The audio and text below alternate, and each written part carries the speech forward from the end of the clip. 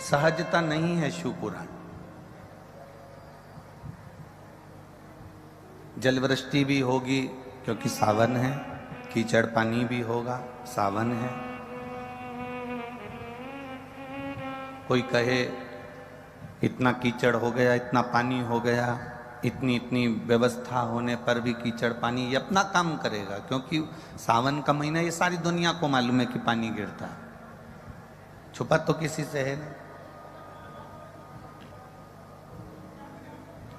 और शिव तो वैसे भी परीक्षा बहुत लेता। मेरा उघड़दानी, मेरा देवाधिदेव महादेव परीक्षा बहुत लेता है। उन्होंने राम जी की परीक्षा ली, उन्होंने भगवान कृष्ण की परीक्षा ली, अर्जुन की परीक्षा ली, भीष्म पितामह की परीक्षा ली, राजा दशरथ जी की परीक्षा ली, राजा जनक जी की परीक्षा ली। ऐसा नहीं कि परीक्षा नहीं लेगा, बहुत बहुत लेता है।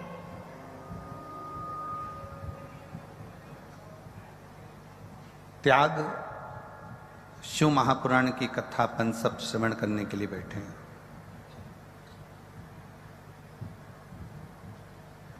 और इस त्याग शिव महापुराण की कथा का लक्ष्य है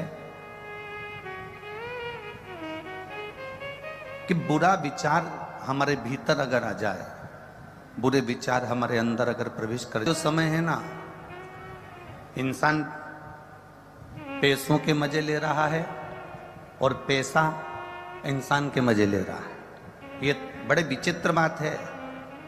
दुनिया को लगता है कि हम पैसे का मजा ले रहे हैं, खूब बाजार गए, चाउमीन खाई, चमक लड्डू खाया, गोलगप्पा खाया, पानी पूरी खाई, बर्गर खाया, चाउमीन खाया, इडली सांभर खाया, डोसा खाया, चाट खाई, लस्सी पी।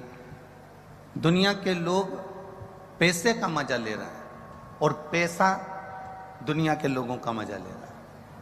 आपने पैसा जेब में था, चाट खा ली, पैसा जेब में था, आपने खूब एंजॉय कर लिया, पैसा जेब में था, आपने खूब चाउमीन खाया, न बर्गर खाया, न जो तुम खा सकते हो सब खाया। पर पैसा का मजा तुमने ले तो लिया, अब पैसा तुम्हारा कैसे मजा लेता है कि तुमने पैसा देखकर अपनी ऐशो आराम की जिंदगी जी, खूब एंजॉय करा, खूब अलमस्ती छानी, पैसे का खूब आनंद लिया। अब पैसे ने तुम्हारा मजा लेना चालू करा। मालूम पड़े तुमने जो खाया था वो शरीर में पचा नहीं, तो मालूम पड़े अब डॉक्टर के पास गए। मतलब पहले तुम पैसे का मजा ले रहे हो, फिर पैसा तुम्हारा मजा लेता है। तुम्हें डॉक्टर के घर जाना पड़ता है, बार बार इलाज कराने जाना पड़ता है, बार बार दौड़कर दिखाने जाना पड़ता है। कहीं घुटना दुख रहा है, कहीं पेट में दर्द हो रहा है, कहीं छाती में दर्द हो रहा है, कहीं सिर में दर्द हो रहा है। तो ये मत सोचना कि ये किसी ने कुछ कर दिया होगा। किसी की सामर्थ्यता नहीं कि कोई तुम्हारा बुरा कर दे। बुरा करने की सामर्थ्यता किसी की नहीं होती, सामर्थ्यता अपनी खुद की है। हम जब अच्छा करेंगे तो हमें अच्छा मिलेगा, हम जब बुरा करेंगे तो हमको बुरा मिलेगा। जैसा खाया है वैसा पचाना भी पड़ेगा। उसमें सहजता, सरलता हमारी होना चाहिए। दुनिया के लोगों को लगे कि हम पैसे का मजा ले रहे हैं तो बहुत गलत बात। पैसे का मजा तुम नहीं ले रहे, जब तुम्हारी जिंदगी पलटेगी तब पैसा तुम्हारा मजा लेगा। हॉस्पिटल में पड़े रहोगे, वेंटिलेटर पे पड़े रहोगे, आईसीयू में पड़े रहोगे, बोतल चढ़ती रहेगी, दवाइयाँ लगती रहेगी, और तुम सोचोगे कि पैसे का मैं मजा ले रहा हूं, पर पैसा तुम्हारा मजा ले रहा होगा, पैसा तुम्हारा आनंद ले रहा होगा। शिव परीक्षा लेते हैं। आप लोग लाखों की संख्या में यहां पहुंचे हैं। आप में से कई लोग ऐसे होंगे जो तुम्हारी पड़ोसन कभी 2 अगरबत्ती नहीं लगाती होगी, मंदिर नहीं जाती होगी, देवालय शिवालय नहीं जाती होगी, परंतु उसको सारा सुख भगवान ने दिया होगा। आपके मन में ये विचार आता होगा कि हम तो रोज भगवान के मंदिर जाते हैं, हम रोज भगवान से प्रार्थना करते हैं, हम रोज भगवान से विनय करते हैं, हम रोज भगवान से निवेदन करते हैं, हम रोज जल चढ़ाने जाते हैं, हम रोज मंदिर जाते हैं, हम रोज परिक्रमा लगाने जाते हैं, हम रोज भगवान की भक्ति करने जाते हैं। उसके बाद भी हमारी जिंदगी में दुख क्यों आया? और जो कभी मंदिर ना जाए, देवालय ना जाए, शिवालय ना जाए, भगवान की भक्ति में ना जाए, उसके घर में सुख ही सुख है। ये हमारे पूर्व का है, जो हम करके आए हैं वो आज हम भोग रहे हैं। अहंकार में जिंदगी मत जीना। गाड़ी में घूम रहे हो तो ये तुम्हारा पुराना प्रारब्ध है। बंगले में रह रहे हो, ये तुम्हारा प्रारब्ध होगा जो ये कथा का यजमान पद मिला। ये हमारे पूर्व का प्रारब्ध। कोई संस्थाएं इसमें जुड़ी हुई हैं, समितियां इसमें बनी हुई हैं, वो अगर सेवा में लगी हैं तो ये विचार कर लेना कि हमारे पूर्व का प्रारब्ध है। हमारा कुछ नहीं है, ये हमने जो पूर्व में किया था वो आज हमको मिल रहा है।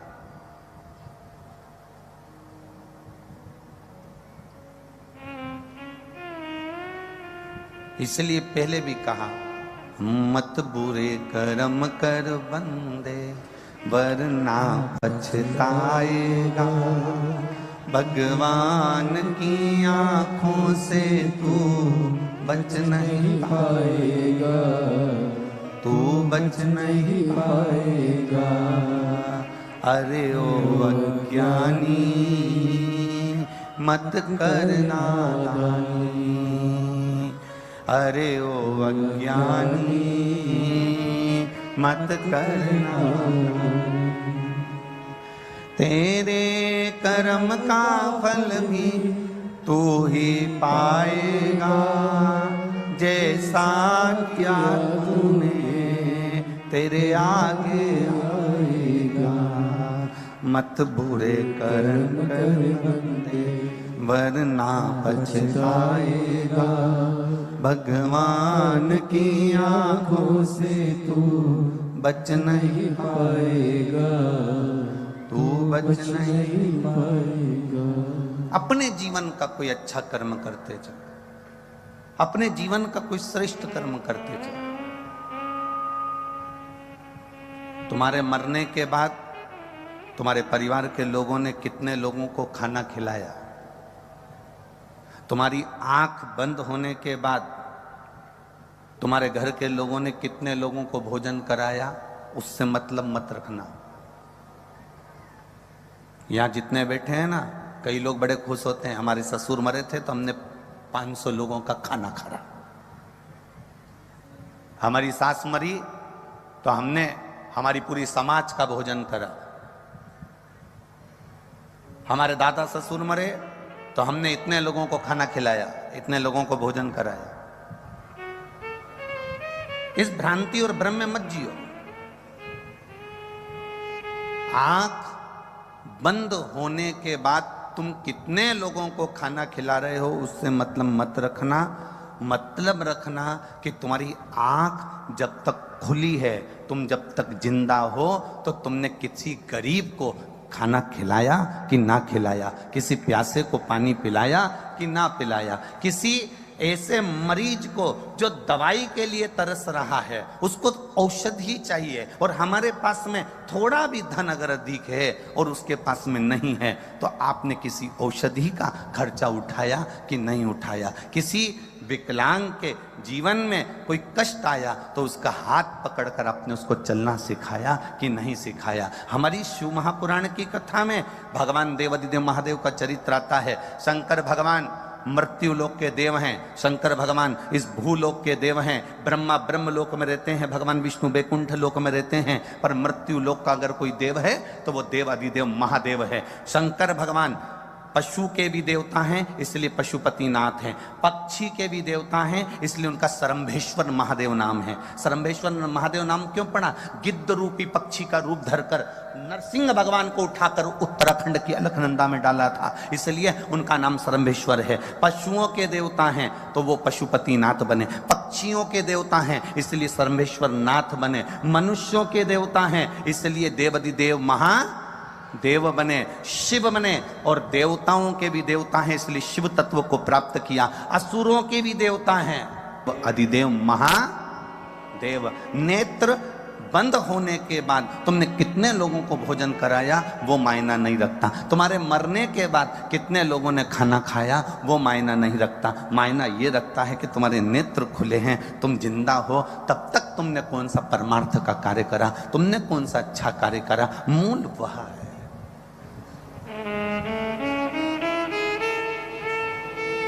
कई कई माताएं बड़ी अकड़ में कह देती हैं, वो तो मैं जिंदा हूं ना, इसलिए ये घर चल रहा है। जिस दिन मैं नहीं रहूंगी ना, आटे दाल का भाव मालूम पड़ जाएगा। जिंदा हो तब लोग दाल रोटी चावल खा रहे हैं, ये अंदाजे में मत रहना कि तुम जिंदा हो तो घर चल रहा है। एक बार मर के भी देख लो, उसमें क्या टेंशन है। जैसे ही मरोगे ना, तुम कह रही हो कि भूखे मर जाओगे, पर जिसके यहाँ कोई मरता भी है ना, तो 12वें और 13वें में सबसे पहले शक्कर की बोरी आके नुक्ती और गुलाब जामुन की तैयारी होती है।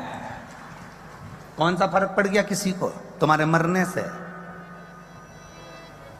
इस अकड़ में मत जीना कि मैं जिंदा हूं तो घर चल रहा है, मैं करा रहा हूं तो हो रही है, मैं कहूंगा तब होगा। तुम्हारे करने से कुछ नहीं होता। ध्यान रखना, तुम जिंदा हो तो भी रोटी मिल रही है और तुम मर जाओगे तो भी रोटी मिलेगी। पक्षी हो, पशु हो, जलचर हो, थलचर हो, जमीन पर रहने वाले जीव हो, चाहे आसमान में उड़ने वाला जीव हो, सबका पेट भरने वाला मेरा देव अधिदेव महादेव है। इसलिए उसका नाम विश्वनाथ है। मतलब विश्व को अनाथ नहीं देख सकता, इसलिए उसका नाम नाथ है। वो सबका पेट भरता है। बोल बम का नारा है। इतना धीमा बोलोगे तो हो गया कल्याण तुम्हारा है। बोल बम का नारा है। आप सही बोले। हमें तो लगता था कि अलवर के लोग अच्छा बोलते हैं, पर अब मालूम पड़ा ठीक बोलते हैं। उसकी भक्ति करो। मैं मर जाऊंगी तो क्या होगा? कुछ नहीं होगा। तेरा तेरा दिन याद करें, क्यों रे नर सुमिरन क्यों नहीं करे। तुझे कितने दिन याद रखेंगे तेरे घर वाले तेरे मरने के बाद? तेरा तेरा दिन। अरे बोलो तो तुम, तेरा तेरा दिन क्यों रे नर सुमिरन क्यों नहीं करे। तुझे केवल 13 दिन याद करेंगे। पहला दिन तो तू निपटा इसलिए, तीसरे दिन मट्टी समेटी इसलिए, बाकी के दिन बैठकर उन्होंने पत्रिका लिखी किसको बुलाना किसको नहीं बुलाना। और देखो लोग बैठने भी, कितनी विचित्र जिंदगी हो गई लोगों की। बैठने कम जाते हैं जब कोई, अरे बोलो जम के, मर जाता। मतलब आज के व्यक्ति को बैठने की भी फुर्सत नहीं है कि जीते जी बैठिया है। बैठने भी जब गया जब वो निपट गया। इतनी सी फुर्सत नहीं लोगों को कि वो हॉस्पिटल में बीमार है, तुम्हें मालूम पड़ गया कि उसकी तकलीफ ज्यादा है, तबीयत ज्यादा खराब है, नहीं गए। और अब वो चले गया, तब लोग बैठने के लिए गए। घर की बहुएं भी आंख में से आंसू ढा रही हैं, रो रो के बोल रही हैं, रात्रि को तो अच्छे ही थे, खूब बढ़िया थे, 3-4 मक्का की रोटी खाई थी, गुड़ और कड़ी भी खूब खाए थे, पर सुबेरे मालूम नहीं पड़ा कब चलेगा। बताओ।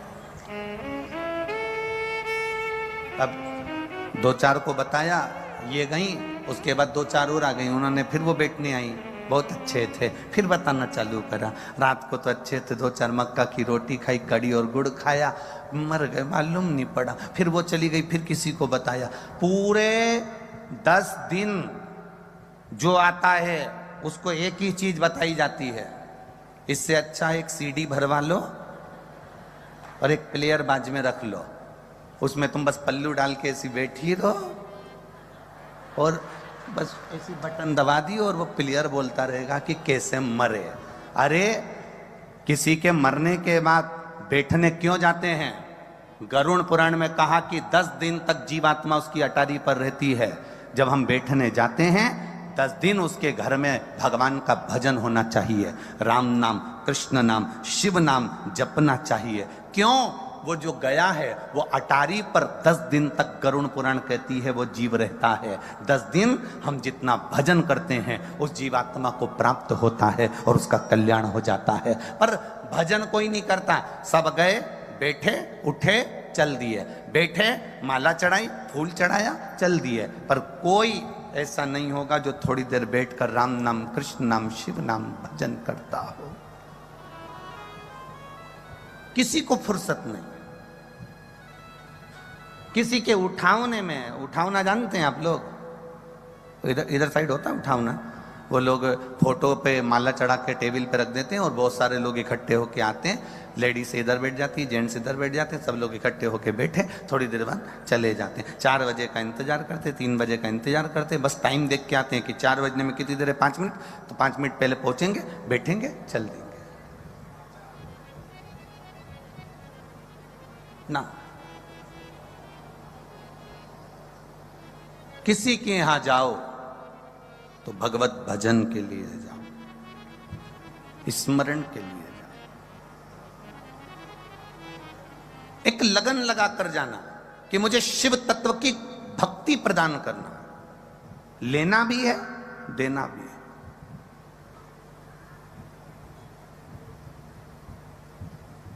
और जब शिव तत्व की भक्ति हम प्राप्त करेंगे तो हम किसी को दे सकेंगे।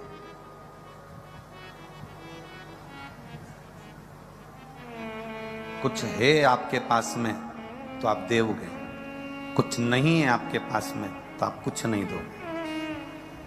नंदराय जी के पास में 10 लाख गाय थी, भगवान कृष्ण का जन्मोत्सव मनाया तो गौओं का दान दिया। राजा जनक जी के पास में माणिक रतन थे, बेटी सीता जी का जन्मोत्सव मनाया तो माणिक रतन दिए। दशरथ जी के घर में जो था, राम जी के जन्मोत्सव पर उन्होंने वो लुटाया।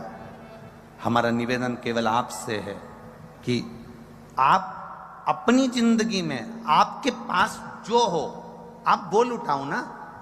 हमने तो कभी इस व्यासपीठ से नहीं कहा कि तुम लाखों की संपदा लुटा दो, करोड़ों का धन लुटा दो, बहुत सारा पैसा लुटा दो। हमने कभी ये नहीं कहा आपसे कि आप करोड़ों की जायदाद लुटा दो। हम तो इतना कहेंगे कि आपको परमात्मा ने जन्म दिया था, 21,600 श्वास परमात्मा ने देकर भेजा था, 3.5 करोड़ रोम छिद्र परमात्मा ने देकर भेजे थे। 21,600 श्वास तुम्हारे पास में हैं।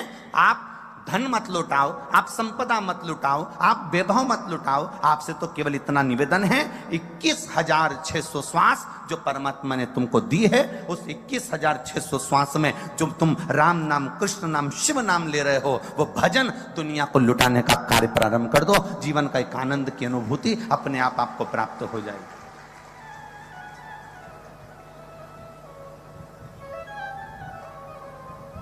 जो बहुत बहुत बड़े करोड़पति हुए, जो बहुत बहुत बड़े संपदापति हुए, उनकी मूर्ति आज तक किसी चौराहे पर नहीं लगी। आपके अलवर में लगी हो तो बात दूसरी है कि कोई करोड़पति मरा था तो उसकी मूर्ति अलवर के इस चौराहे पर लगाई गई।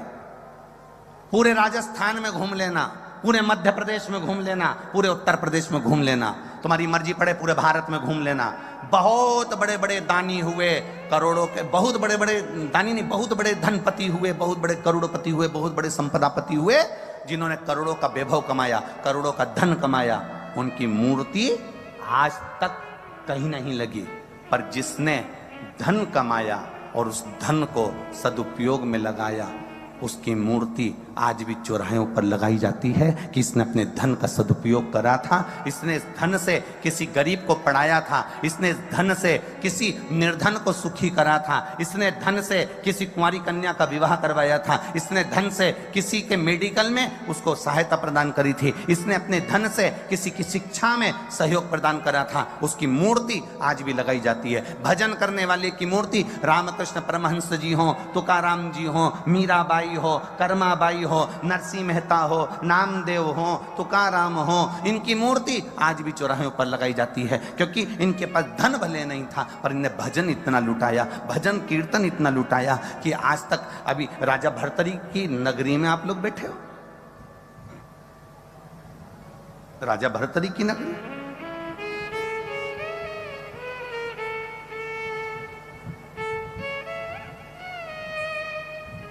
जिनको अपनों ने चोट दे दी और वो संत साधु बनकर, सन्यासी बनकर तप साधना में लीन हो गए।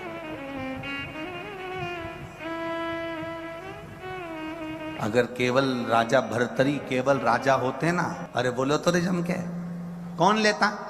राजा का नाम कब तक लिया जाता? जब तक वो जिंदा है। राजा गया, दूसरा राजा आया, उसका नाम लेंगे, फिर वो चले जाएगा, उसका नाम लेंगे।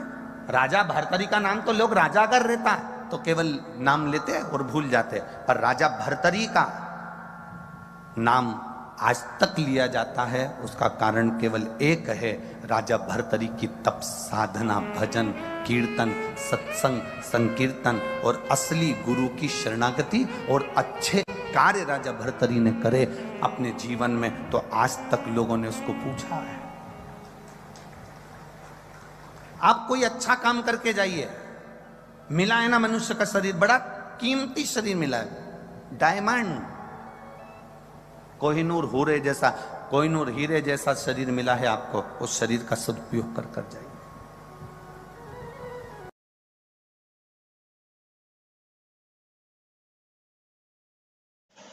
इस चैनल को सब्सक्राइब करो, लाइक कमेंट शेयर करो।